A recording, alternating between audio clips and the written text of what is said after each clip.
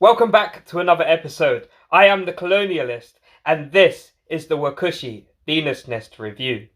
Before we get into my thoughts and review of the nest, Ants Hood is also making a review. And then something amazing is happening. Myself, Ants Hood, and Wakooshi are going to be in a live chat on YouTube, Sunday the 18th. Join us there at 8 p.m. All relevant links can be found in the description and where you can find out more info. Now I've dropped the awesome news, let's get into my review of the Wakooshi Venus Nest. The Venus Nest is made of a 3D printed lightweight frame that holds 3 test tube setups. On top of that sits a red acrylic lid with a cutout that allows you to see the reservoir levels. The nest has a built-in mini outworld, and it's had the added addition of a 10mm port that wasn't in the earlier version of this nest, and I'm really glad to see that that's been added. You can see the support struts that hold in the 3 test tube setups, and they do squeeze in there. These little cutouts are so that you can run your heat cable across. You just pop them out and then you're able to put in your heat cable and it will sit flush against the floor. When the nest arrived, it still had the protective covering over the acrylic, which I peeled off in the beginning if you watched that little short. This is the twist lock cap lid that is for the outworld. You just have to line up the bits to get it out. It does actually have a notch on there and you can line up the 2 notches. Otherwise you can just spin it around and figure out where it unclips, just like I did there. It's easy to put in and out. You just pop it in, twist it, lock it, twist it, unlock it. Just sometimes you may have to find the little bits if you don't line up the bit. I'll show you that in a minute anyway. But you can pop this out as well.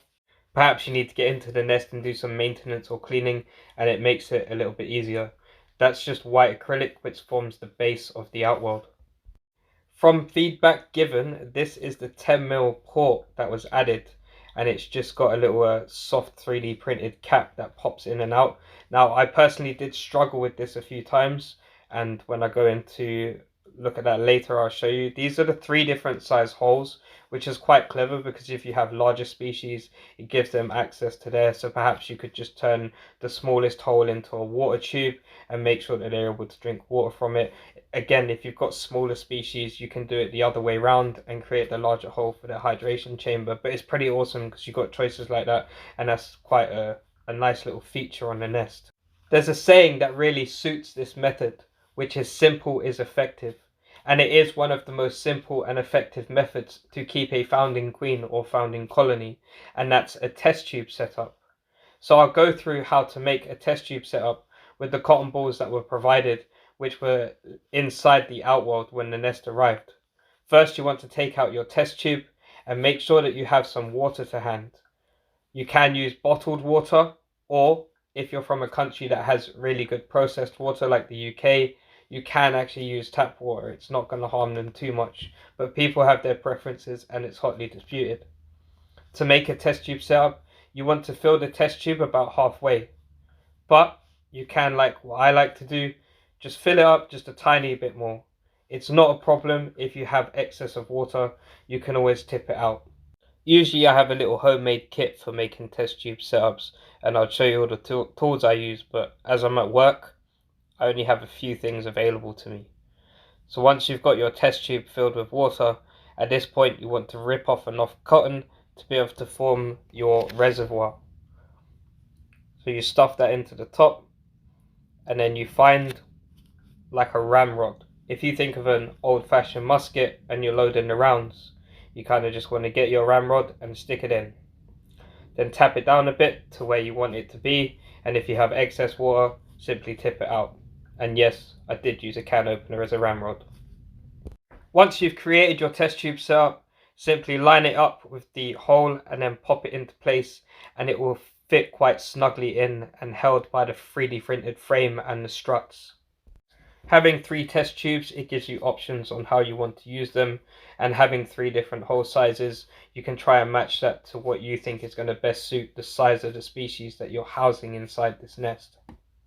You can pop out the lid of the 10mm port, you can strip it down quite easily and get access to whatever you need to gain access to. You can pop the test tubes out. I did find this one's just a little bit stiff, but the other 2 come out fine. But this one is just a little bit stiff within the nest, so I'll be extra careful when I'm popping that one in and out, but it does have to be tight or compact enough to hold the test tubes in place. As you can see, they're held in place quite stable. I did struggle to get this cap back in. It expands just a little bit larger than the hole on one side, so you kind of just have to ease it in or pop it out and retry it and get it in. That is going to be a little bit of a struggle once a colony is housed in there, so I'd say if you're popping it off with a colony inside, then really you want to be putting in a PVC tubing and connecting up an outworld or another nest or something for them.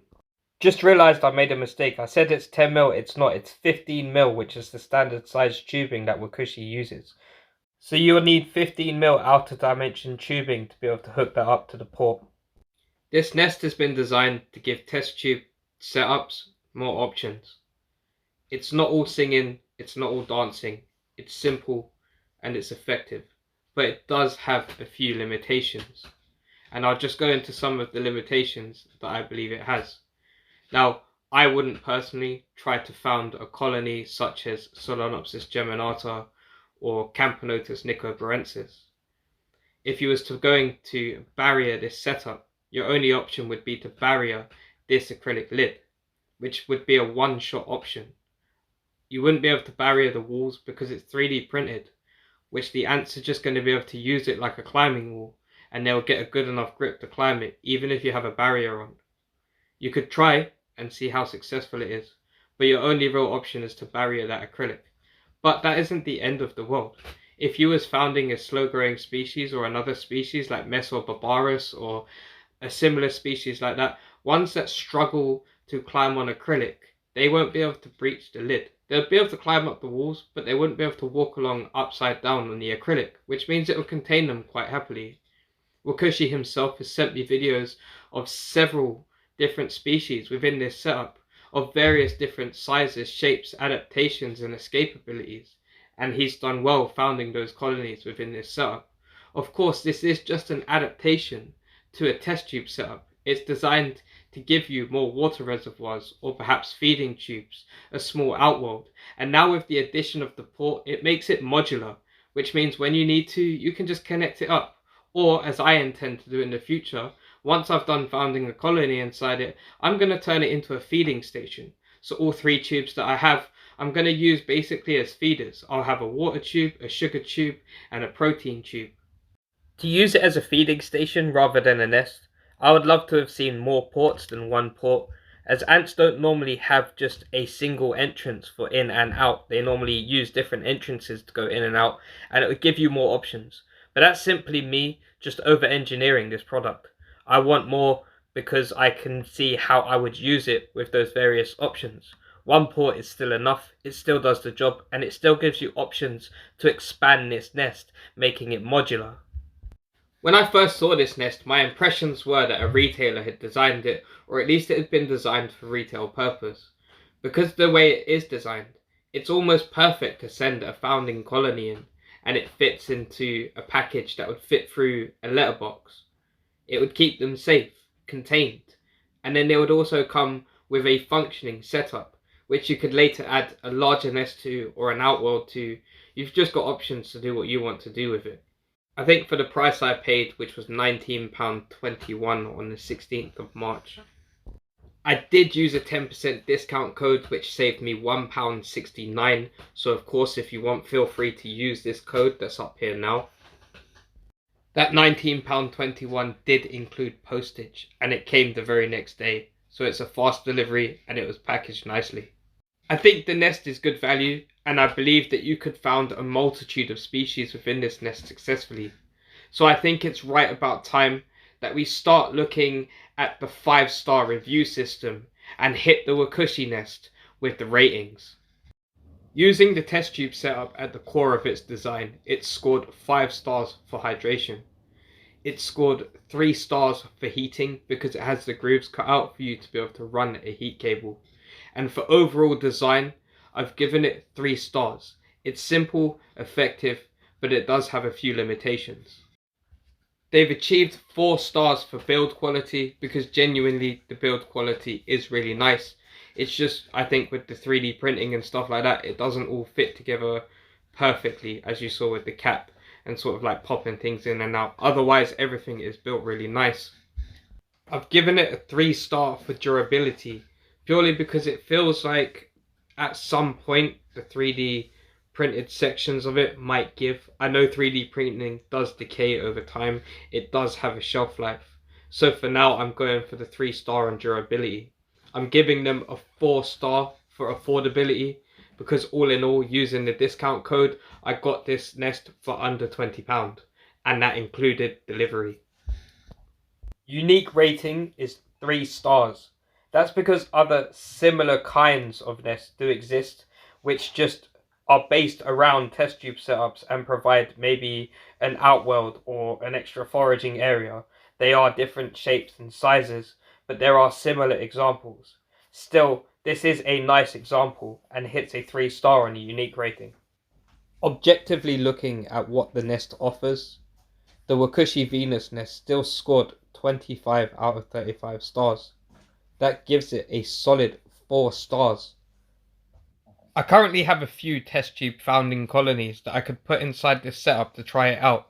I'll put a list in the comments and you guys can help me decide which queen or colony should go in here.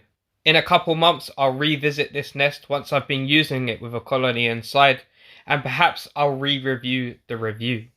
Don't forget to join myself, Ants Hood and Wakooshi for tomorrow's live. It will be live streamed on the Colonial Antcast YouTube channel, which is just called The Antcast. All the relevant links can be found in the description. And if you still haven't had enough of me, then join me tonight as I co-host with Formacast on his channel, interviewing Poramore Art Ant Shop. That's at 2 PM Eastern Standard Time or 6 PM Greenwich Mean Time, United Kingdom. Join me here or there. This is the Colonialist signing out.